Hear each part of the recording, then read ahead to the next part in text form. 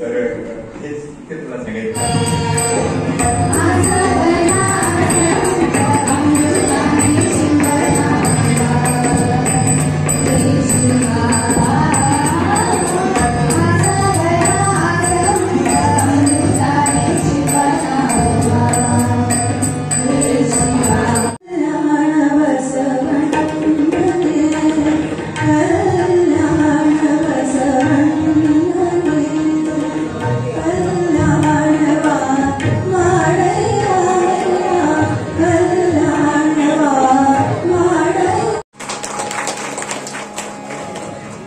माझ्या चित्तास नकार होणारा शंकरा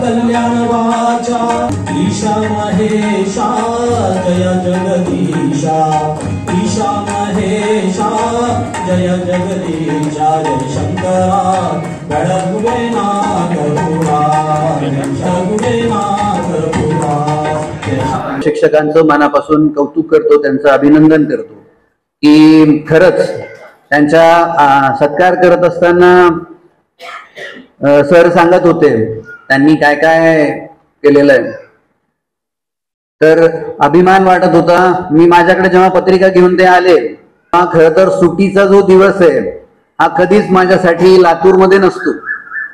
मी मूळचा जालन्याचा असल्या कारणानं कंपल्सरी जालन्याला जातो. एक दिवस जरी सुट्टी असली तरी जातो. परंतु त्यांनी मला सांगितलं की आपण शिक्षकांचा आणि सन्मान करत आहे आणि मला शिक्षकांबद्दल खूप आत्मीयता आहे, त्यामुळं मी आवर्जून त्यांना होकार दिला आणि आज या ठिकाणी उपस्थित आहे.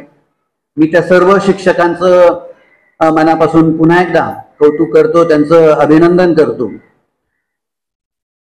जुबरे सरांनी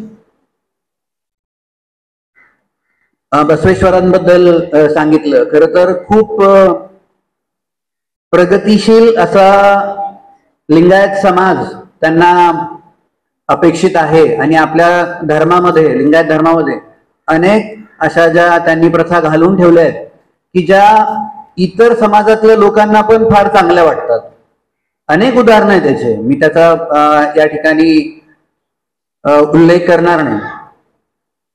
त्यामुळं खूप प्रगत अशा समाजामध्ये आपण आहोत आणि आपण या ठिकाणी, मला आपल्या समाजामध्ये जे आता सर्व समाजामध्ये जे पाहतोय, कुटुंब व्यवस्था जी आजकाल खूपच उद्ध्वस्त होत आहे, मला या ठिकाणी माझ्या घरातलं स्वतःचं उदाहरण द्यायला निश्चित आवडेल. आम्ही 4 जण भाऊ आहेत आणि अजूनही एकत्र, मी सगळ्यात लहान आहे, आम्ही अजूनही एकत्रित आहोत. छोट्या मोठ्या गोष्टी प्रत्येक कुटुंबामध्ये होत असतात. मला या प्रसंगानं आपल्या सगळ्यांना सांगायचं, आपण सगळे वयानं ज्येष्ठ आहात, ज्ञानानंही मोठे आहात, परंतु आपण सगळ्यांनी ही जी व्यवस्था आपल्या भारतीय समाजामध्ये आहे, आपल्या समाजामध्ये आहे, ती टिकून ठेवण्यासाठी जाणीवपूर्वक सर्वांनी प्रयत्न या ठिकाणी करणं गरजेचं आहे. सरांनी जे उदाहरण सांगितलं, देशी केंद्रमध्ये जे रिटायर्ड झालेले क्रीडा शिक्षक आहेत त्यांच्या बाबतीत, तशी एक घटना माझ्या पण जीवनामध्ये झालेली आहे. मी पूर्वाश्रमीचा शिक्षकच आहे. मी जिल्हा परिषदला प्राथमिक शिक्षक होतो, त्याच्यानंतर माध्यमिक मध्ये एक 4-5 वर्ष मी शिक्षक म्हणून काम केलं. मला जेवढा आनंद प्राथमिक शिक्षक, माध्यमिक शिक्षक म्हणून काम करण्याचा जेवढा आनंद आहे, तेवढा त्याच्यानंतर कधीच मिळाला नाही. मी त्या आनंदाच्या अजूनही शोधात आहे आणि म्हणून मी ज्या ज्या वेळेला शाळेवर व्हिजिट साठी जातो तेव्हा वर्गात जातो. मला जेव्हा टेन्शन येतं, मला खूप वेळा टेन्शन येतं, माझ्या सोबतचे तेव्हाचे सहकारी मला सिलेक्शन झाल्यानंतर म्हणायचे की तू काम कसं करशील. मी फक्त शिक्षक होतो सुरुवातीला. ऑफिसमध्ये जायचं पण तरी मी कोणाला तरी सांगायचो की ऑफिस मधलं काम तुम्हीच, माझं जरी असलं तर वैयक्तिक त्यांना सांगायचो. तर तेव्हाचा एक प्रसंग मला या ठिकाणी सांगावं वाटतं. माझा एक विद्यार्थी, माझं पण मोठं बँक बॅलन्स आहे, जसं सरांनी सांगितलं सरांच्या बाबतीत. माझा एक विद्यार्थी IAS झालेला अन्सार शेख म्हणून. त्याला मी तर आपण तर बऱ्याच विद्यार्थ्यांना, सगळ्याच विद्यार्थ्यांना सगळं शिकवत असतो, परंतु मी नेहमी सांगतो माझ्या शिक्षकांच्या चर्चेसोबत, जेव्हा मी शिक्षकांशी चर्चा करतो तेव्हा सांगत असतो की कुणीच शिक्षक किंवा कोणीच कुणाला शिकू शकत नाही unless and until he himself is ready to learn it. तो स्वतः जोपर्यंत शिकण्यास तयार होत नाही तोपर्यंत आपण त्याला शिकू शकत नाही. आपलं काम एवढं असतं की त्याला शिक्षणासाठी प्रेरित करणं, त्याला प्रेरणा देणं. तर मी माझ्या विद्यार्थ्यांना, मी जेव्हा शिक्षक होतो त्यांना प्रेरणा देण्याचं काम केलं आणि त्यातूनच बरेचसे अनेक चांगल्या पदावर गेले. त्याचा जो अन्सार शेख आहे तो आज पश्चिम बंगालमध्ये कलेक्टर म्हणून काम करतोय. मला त्याचा अभिमान वाटतो. म्हणजे जेव्हा त्याचं सिलेक्शन झालं, पहिल्या 3 लोकांना त्यांनी जो कॉल केला त्यात मी होतो. आणि त्याचा एक प्रसंग मी सांगतो की जेव्हा सुरुवातीला त्याचं सिलेक्शन झाल्यानंतर त्याच्या गावामध्ये, सेलगावला मी ज्या ठिकाणी कार्यरत होतो तिथं त्याचा सत्कार सोहळा आयोजित केला सर्व गावकऱ्यांनी, कारण की त्या गावामधला पहिलाच तो IAS होता. तिथं विभागीय आयुक्त, आमचे CO, आमचे डेप्टी CO या सगळ्यांना बोलवलं होतं. गावातून त्याची मोठी मिरवणूक काढली. त्या कार्यक्रमाला मला थोडासा तिथं मंचावर उपस्थित व्हायला थोडा वेळ लागला. मंचावर उपस्थित असताना त्या सगळ्यांना सोडून त्यांनी माझ्या पायाला वंदन केलं, नमस्कार केला. तेव्हा आमचे CO पण अचंबित झाले की एवढे सगळे आम्ही इथं बसलेले असताना तुझ्या कस काय त्यांनी नमस्कार केला. म्हणजे हा सन्मान आहे शिक्षकांचा. खरं तर आपण जे वेगवेगळे पुरस्कार देतो, परंतु विद्यार्थ्यांकडून आपल्याला जे त्यांच्या डोळ्यातून, त्यांच्या हावभावामधून आपल्याला जे समाधान त्यांच्या चेहऱ्यावर दिसतं, आपण जेव्हा त्यांना शिकवतो, त्यांच्यापर्यंत पोहोचतो, त्यांचं समाधान हेच खरं आपलं पुरस्कार असतो, अशी माझी भावना आहे. सर्व जे पुरस्कार ज्यांना मिळालाय त्यांचं मी पुन्हा एकदा मनापासून कौतुक करतो, अभिनंदन करतो. लिंगायत शरण फाउंडेशननी खरंच अतिशय उत्कृष्ट असा कार्यक्रम या ठिकाणी आयोजित केलेला आहे. अशाच प्रकारचे कार्यक्रम त्यांनी यापुढेही आयोजित करावे किंवा यापेक्षाही विभाग स्तरावर असतील किंवा राज्यस्तराचे पुरस्कार आपण द्यावेत. त्याबद्दलही आपल्या सगळ्यांना मी पुन्हा एकदा शुभेच्छा व्यक्त करतो. मला या ठिकाणी बोलवलं, माझा सन्मान केला आणि मला ऐकून आपण या ठिकाणी घेतलं, त्याबद्दल आपल्या सगळ्यांचे आभार व्यक्त करतो आणि थांबतो. धन्यवाद. खूप खूप नमः. शरणो शरणार्थी सगळ्यांना. आजच्या खरं म्हणजे शरणांचं फाउंडेशन, शरणांची ही अनुभव मंडपाची उभारणी आमच्या सगळ्यांच्या मनामध्ये बसवांना आणि बसवांनांचा विचार घेऊन समर्पित व्हावं. एकमेकांना या फाउंडेशन मध्ये आम्ही कुठला विषय, पदाधिकारी, आता मंगलगे साहेबांनी सांगितलं, हा विचार एक व्यासपीठ असं तयार व्हावं. या व्यासपीठाचा खरा उद्देश आमचा एवढाच आहे की आपल्या बसवांनी दिलेली मूल्य ही जगातल्या सगळ्या धर्माला एकत्रित आणणारी मूल्य आहेत. त्या मूल्याशी आपण समर्पित होऊन आपल्या माध्यमातून आपण जगाला संदेश देऊ शकतो का आपल्या कार्यातून. याचसाठी खरं म्हणजे या फाउंडेशनचं राजकारण विरहित, आमची बातमी पेपरला नाही आली तरी चालेल,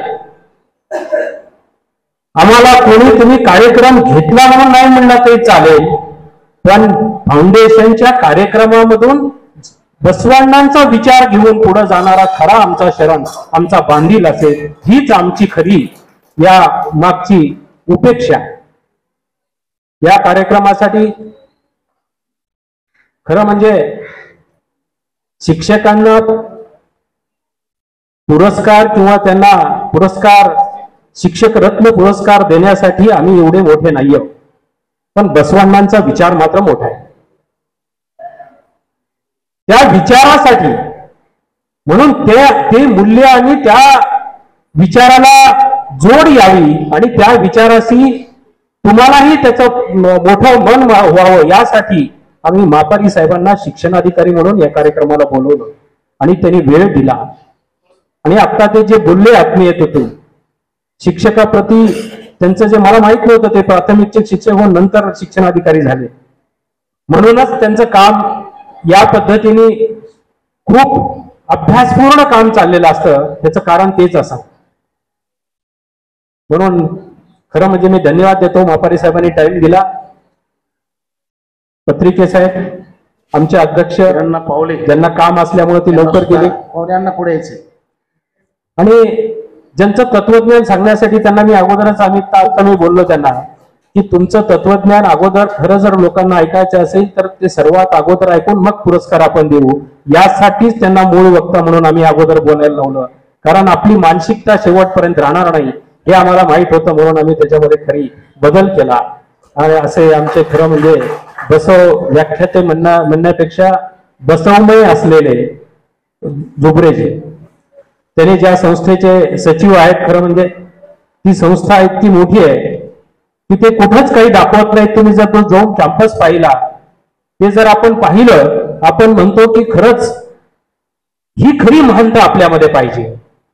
म्हणून त्यांचा आदर्श मी नेहमी मानतो मनामध्ये. ते लहान आहेत का मोठे आहेत हा विषय नाहीये, पण त्यांचं काम एवढं मोठं आहे. त्यांचा कॅम्पस पाहिल्यानंतर आपल्या डोळ्यातनं खरा बसवण्णांचा उद्देश आणि बसवण्णांची खरी भूमी असं म्हणून पुढे येण्याचं खरं आपल्याला भाग्य लाभतं त्या भूमीमध्ये जाऊन. मी सगळ्यांना सांगेन, सगळ्या शिक्षकांना, की त्यांच्या संस्थेला एक वेळेस भेट द्यावी. पट्टदेवराव अध्यक्ष आहेत आणि राजीवजी तिथे सचिव म्हणून खरं हे पूर्ण गाडापुढे नेत आहेत. अशा संस्थेचे महान खरं म्हणजे बसववादी ज्यांनी टाइम दिला, जुबरेजी. आता ज्यांनी आमच्या सगळ्यांच्या सोबत आम्ही एकत्रित काम करण्याचा विडा बसवण्णांचं एक व्यासपीठ तयार करून करण्याचा केला, ते मंगलगेजी. मी जास्त वेळ घेणार नाही, 10 मिनिटाच्या 5 मिनिटाच्या संपवतो, समारोपच आहे. मंगलगेजी ज्यांनी कायकत्व त्यांचं खरं सिद्ध केलं. बोलता येणं ही काही फार मोठी गोष्ट नाहीये मंगलगेजी. यानंतर तुम्ही 2-2 तास बोलाल, त्यापेक्षा तुमचं कर्तृत्व काय त्याला आम्ही नतमस्तक होतो. म्हणून तुम्हाला बसव समितीने जो पुरस्कार दिला तो खरा नतमस्तक होण्यासाठी आहे.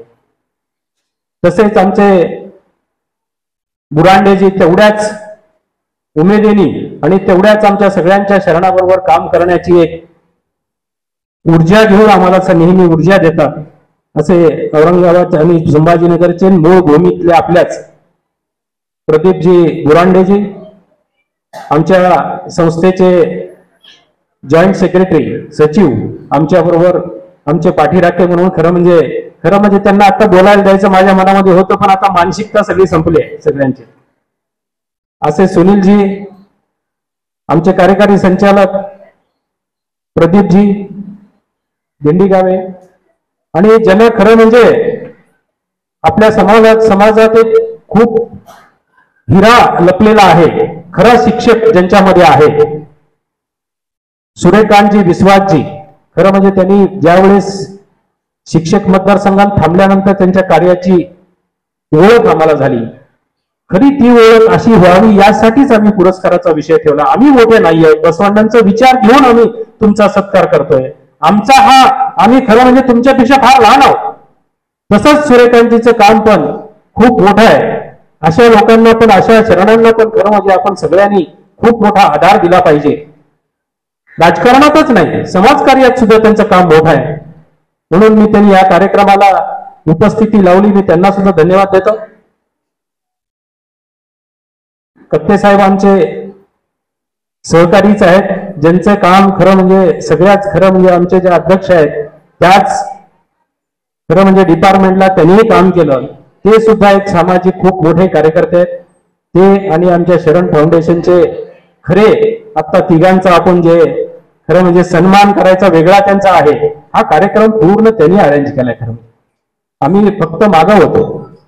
मग डोंगरगे सर असतील, कारण ते आमचे इथले प्राध्यापक असले तरी आमच्याबरोबर शरण म्हणून काम करतात. पावले अण्णा, आता सगळ्यांनी उल्लेख केला की पुऱ्या पद्धतीने काम केलं. गुरु जे आहेत, या सगळ्यांनी एकजूट होऊन जे काम केलं त्याच्यामुळं आज हा पुरस्काराचा एक चांगला कार्यक्रम होऊ शकला. त्याच्या मागचा उद्देश आणि आपण सर्व खरं म्हणजे शरण बंधू आणि शरणी माताजी, हा आमचा उद्देश सरांनी खरं म्हणजे त्यांच्या प्रास्ताविकामध्ये आमचा उद्देश सांगितलाय.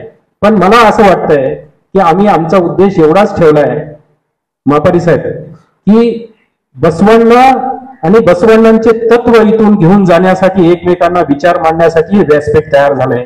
आणि या व्यासपीठातून आपण बसवण्णांचा विचार, आपण बसवण्णांशी समर्पित होऊन, आता काही महिला भगिनी आहे, बसवण्णांनी जो विचार मांडलाय खरं म्हणजे तो विचार 12व्या शतकामध्ये आता सगळ्यांनी सांगितलं, ज्या 770 शरणांना खरं म्हणजे आपण समर्पित झालं पाहिजे, ते सगळे आपले शिक्षक आहेत. आणि त्यांनी सांगितलं की जन्म म्हणजे काय, राजूजींनी सांगितलं की आपली ही प्रचार व्यवस्था होती. आज आपण त्याचा वेगळा भाग म्हणून आपण त्याला वेगळं पाडतोय, वीरशैव म्हणून वेगळं पाडतोय, ही अजिबात नाहीये. आणि ही परंपरा खरं म्हणजे ज्ञानेश्वराने, संत तुकारामाने ही पूर्णपणे अंगीकारलेली ही संस्कृती आहे. ती बसवण्णांच्या नंतर आल्या असल्यामुळं ते आपल्याला काही लोकांनी लपवून ठेवलंय. म्हणूनच ज्या ज्या लोकांना, ज्ञानेश्वरांना पण त्रास झाला, ज्ञानेश्वरांनी बसवण्णांच्या तत्वाचा खरा म्हणजे प्रसार केलेला आहे. संत तुकारामांनी तर प्रत्येक ओवीमध्ये त्यांच्या बसवण्णांचे अभंग, आपण बसवण्णांचे वचन आहे. असं असताना आपण एका बाजूला लोकशाहीचे जनक म्हणून म्हणतो आणि दुसऱ्या बाजूला आम्ही आमच्यात वीरशैव आणि लिंगायतांचा वाद आहे असं म्हणतो.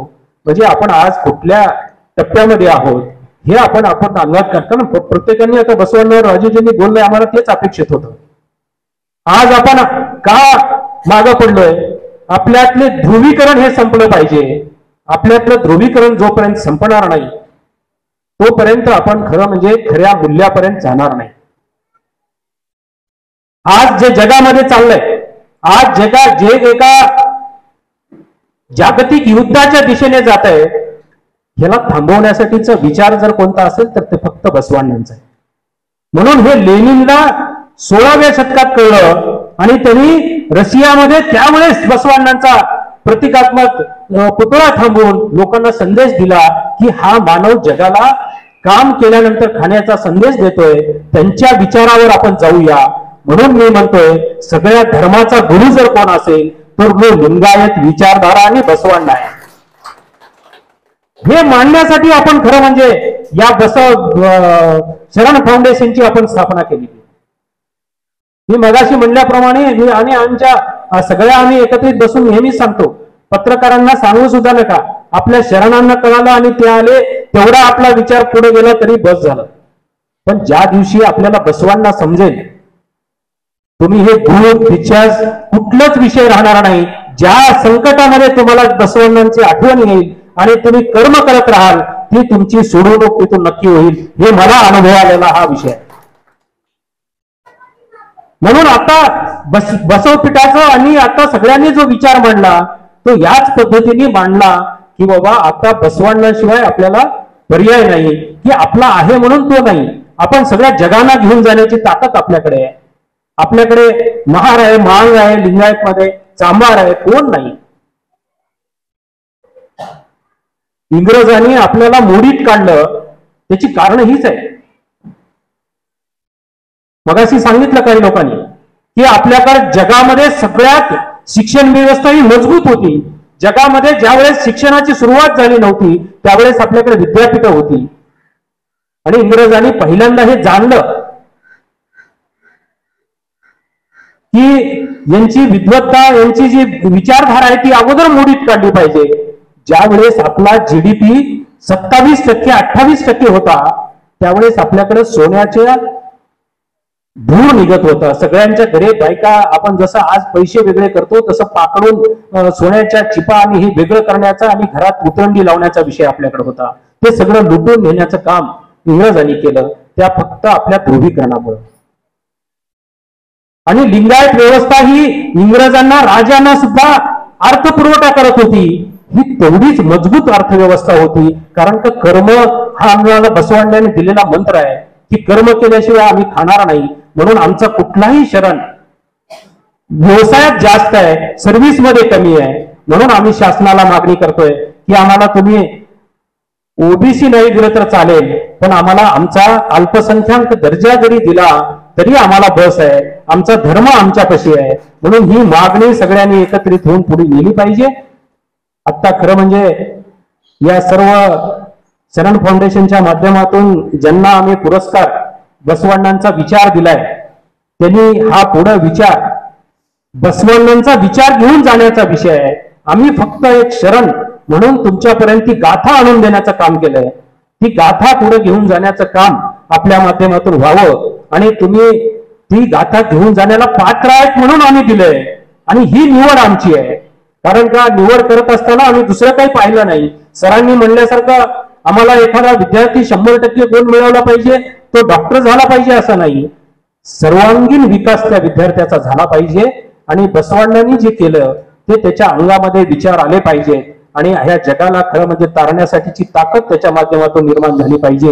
ही विचारधारा घेऊन खरं म्हणजे शरण फाउंडेशनचा बेस आम्ही तयार केलाय आणि याला आपण सगळ्यांनी समर्पित होऊन खरं म्हणजे भरभरून तुम्ही प्रेझेंट राहिलात आणि हा विचार ऐकलात, याबद्दल मी या फाउंडेशनचा एक पाईक म्हणून, एक सेवक म्हणून आपल्या सगळ्यांचं ऋण व्यक्त करतो. आणि यापुढं असंच आपण कुठलाही विषय न मनात ठेवता बसव विचार आणि बसव पीठावरून जे काही आपल्याला मिळणार आहे ते विचार पुढे घेऊन जाण्यासाठीचा विषय आपण करावा, एवढंच बोलून आपल्या सगळ्यांचे ऋण व्यक्त करून मी रजा घेतो. जय हिंद, जय भारत. विश्वगुरु समता नायक, जागतिक लोकशाहीचे जनक महात्मा बसवण्णा यांना विनम्र अभिवादन. आज संपूर्ण राष्ट्र जय जवान जय किसान याचा नारा देणारे लाल बहादूर शास्त्री, आज या दोघांची जयंती, त्यांनाही विनम्र अभिवादन. महात्मा बसवण्णांना अभिवादन करून आदरणीय गुरुवर्य शिक्षक आपल्या सर्वांना शरणू शरणार्थी. आजचा हा कार्यक्रम माझ्या जीवनातला एक अविस्मरणीय कार्यक्रम असं मी मानतो. पहिल्यांदा माधवराव पाटील फोन केले आणि आपण यावं म्हणून. त्या कार्यक्रमाचं टायटल वाचल्यानंतर मी सरांना म्हणालो की सर मी खूप लहान आहे आणि ज्यांना हे सर्व तुम्ही पुरस्कार देताय ती वयानं, ज्ञानानं आणि कर्तृत्वानं फार मोठी माणसं आहेत. त्यांच्यासमोर माझ्यासारख्या लहान विद्यार्थ्यांनी काय बोलावं. मी पुन्हा याच्यामध्ये प्रमुख मार्गदर्शन असं टाकल्यामुळे माझी फार अडचण झाली आहे. तुम्हाला मी काय मार्गदर्शन करणार. परंतु महात्मा बसवण्णांची जी मूल्ये आहेत त्यांच्या वचन साहित्यामध्ये जी मूल्य त्यांनी प्रतिपादन केलेली आहे त्याचा थोडासा परिचय करण्याचा जर एक सुयोग आपल्याला या कार्यक्रमाच्या निमित्ताने लाभत असेल तर ती संधी आपण दोघं नये म्हणून मी विनम्रपणे या कार्यक्रमाचं आमंत्रण स्वीकारलो आणि आपल्या सर्वांसमोर या ठिकाणी उपस्थित आहे. 12व्या शतकामध्ये महात्मा बसवेश्वरांनी शरण परंपरा सुरू केली आणि 13व्या शतकाच्या शेवटी संत परंपरा सुरू झाली. शरण परंपरा आणि संत परंपरा यामध्ये खूप साम्य आहे. शरणांच्या आणि संतांच्या परंपरा, तत्वज्ञान, विचारधारा या सारख्या आहेत. महात्मा बसवेश्वरांनी शिष्य दास भक्त निर्माण केले नाही, तर सखे सोबती साथीदार मित्र आणि समविचारी निर्माण केले. त्यांनाच आपण शरण म्हणतो. शरण राहा, शरण व्हा, मित्र आणि समविचारी व्हा, हा महात्मा बसवेश्वरांचा संदेश आहे. शरण कोण? शरण फाउंडेशन शरण जो कष्ट करून जगतो, वर्क इज वर्सी, हे तर तत्वज्ञान आहे महात्मा बसवेश्वरांचं. तो म्हणजे शरण. विकार नष्ट करणारा, मनात विचार न आणणारा, दुसऱ्याचं भलं चिंतणारा, तो शरण. कोटीतून असतो एक शरण, असं महात्मा बसवेश्वरांचं. आत्मा बसवेश्वरांनी विचारलं की पवित्र तीर्थक्षेत्र कोणतं, तर त्यांनी सांगितलं की पुण्यवान शरणांचे काशी क्षेत्र अंगण द्यायचे. म्हणजे इतकं महत्व शरणांना त्यांनी दिले होते. सामाजिकतेची धर्मळ चळवळ उभी करणारे, विशिष्टाद्वैत हे तत्वज्ञान सांगणारे महात्मा बसवेश्वर. महात्मा बसवेश्वरांनी सांगितलं की वरवरच्या कर्मानं किंवा संस्कृतीनं आंतरिक जगात काहीही बदल होत नाही. ते जातवेद मुनीच्या आश्रमात गेले, 12 वर्ष शिक्षण घेतलं, बुद्धिवंताबरोबर चर्चा केली आणि त्याला जेव्हा विचारलं देव कुठे आहे, तेव्हा त्याने सांगितलं सगळीकडे. जेव्हा त्याला विचारलं की मोक्ष कशाला मिळतो, तर त्यांनी सांगितलं ज्ञानाने, त्या जातीचा काही संबंध नाही. त्याला विचारलं पवित्र तीर्थक्षेत्र कोणतं, तर आता मी सांगितलंय पुण्यवान शरणांचे हेच पवित्र तीर्थक्षेत्र आहे. देवाला प्रिय काय असतं, तर त्याने सांगितलं भक्त आणि भक्ती. श्रमाला त्याने अत्यंत साधारण महत्व दिलं आणि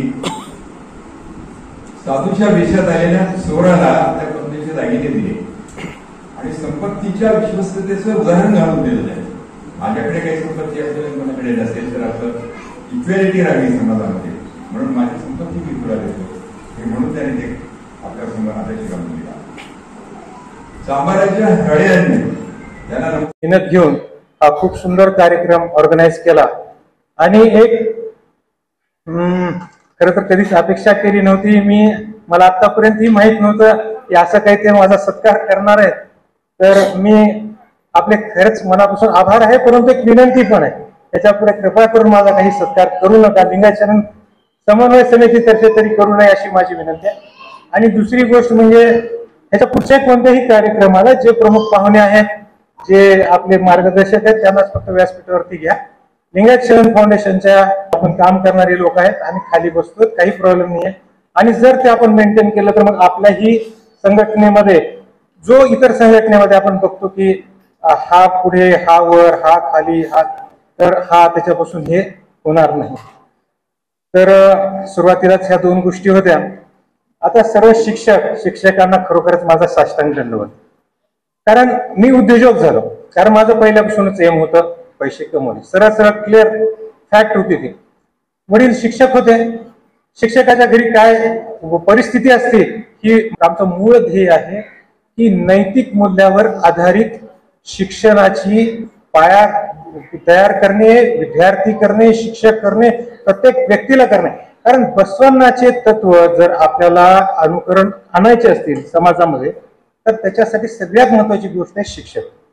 आणि शिक्षकांनी जर जोपर्यंत नैतिक मूल्य पेरणार नाहीत, देणार नाहीत, तोपर्यंत चांगले मुलं घडणार नाहीत. ह्या देशाचा इतिहास इतका सुंदर आहे. म्हणजे श्रीकृष्ण शिक्षक झाला अर्जुनाचा, महाभारत घडलं, धर्माचं रक्षण झालं. बसवण्णांना पण शिक्षक मिळाले म्हणून बसवण्णा घडले. बहीण, त्यांची मूळ गुरु, आद्य गुरु बहीण. त्याच्यानंतर ते ज्यांच्याकडे शिक्षण घेतले ते त्यांचे गुरु. जे कोणी, तुम्ही शिवाजी महाराजांकडे बघा, त्यांची आई गुरु. एवढा मोठा महाराजा बनूच शकत नाही, ज्याच्याशी गुरु नाही तो काही बनत नाही. दुसरा गुरु बनत असतो अनुभव आणि गरिबी. अनुभव आणि गरिबी ही सगळ्यात मोठा शिक्षक आहे त्या व्यक्तीचा. ज्यांनी ते पचवलंय, त्यांनी ते समजलंय, तो त्या शिक्षणातून धडा घेऊन एकतर चांगल्या मार्गाला जाईल किंवा वाईट मार्गाला जाईल. तर तो खरा त्याला गुरु तिथे मिळायला लागतो. तर हे खरं तर, आणि गुरुची ताकद इतकी जास्त आहे. आणि जे आम्ही म्हणतो की आम्हाला विश्वगुरु बनायचं आहे, जे काही करायचंय, चांगली GDP असलेलं राष्ट्र घडवायचंय, जर जोपर्यंत आता माझ्याकडे माझा उद्योग आहे, माझ्याकडे अनेक मुलं इंटरव्ह्यूसाठी येतात, आमच्याकडे सगळ्याच प्रकारचे लोक लागतात. इंटरव्ह्यूला आल्यानंतर ते ग्रॅज्युएट असतात, पोस्ट ग्रॅज्युएट असतात, पण दयनीय परिस्थिती इतकी वाईट आहे की त्या मुलाला साधं बेसिक म्हणजे सांगता येत नाही. त्याला सिंपल आमचा इलेक्ट्रिकलचा माणूस आला, मी त्याला एकच प्रश्न विचारतो, ओम्स लॉ काय माहित नाही. 7वी 8वी मध्ये शिकलेला आपण ओम्स लॉ त्याला सांगता येत नाही. इतकी वाईट परिस्थिती आहे सर. तर सगळ्या शिक्षकांना नम्र विनंती आहे माझी की तुम्ही शिक्षक म्हणजे आता आदर्श शिक्षक आपण इथं देतोच एक पुरस्कार, म्हणजे आता शिक्षकांचा सत्कार करायची वेळ आपल्यावर आली. खरं तर शिक्षक हे आयुष्यभरासाठी सत्कार मूर्ती आहेत. कोणत्याही शिक्षकांच्या समोरचा आत्ता बुरांडे सर इथे आले, फटके मारलेले आहेत देशी केंद्र शाळेच्या, ह्याच शाळेचा विद्यार्थी मी 7वी पर्यंत 500 घरमठ, त्याच्यानंतरच देशी केंद्र शाळा सिग्नल कॅम्प, आणि एकदम वात्रट वर्गा बॅक एकदम लास्ट बेंच मध्ये बसून खडू मारणे, पतंग उडवणे, शिक्षकांना त्रास देणे, असले कामं केलेले आम्ही. कुण्यातरी चांगल्या शिक्षकांनी काहीतरी चांगलं सांगितलं, त्याच्यामुळे आज कुठेतरी उभा राहून तुमच्यासमोर बोलायची मला संधी खरोखरच या स्टेजवर मिळालेली आहे. भाषण काही करता येत नाही, आता विभूती सरांकडे ट्युशन लावायचं, बिराजदार सर पण चांगलं सांगतात. एक 4 शब्द मला बोलायची संधी दिली त्याबद्दल मी धन्यवाद.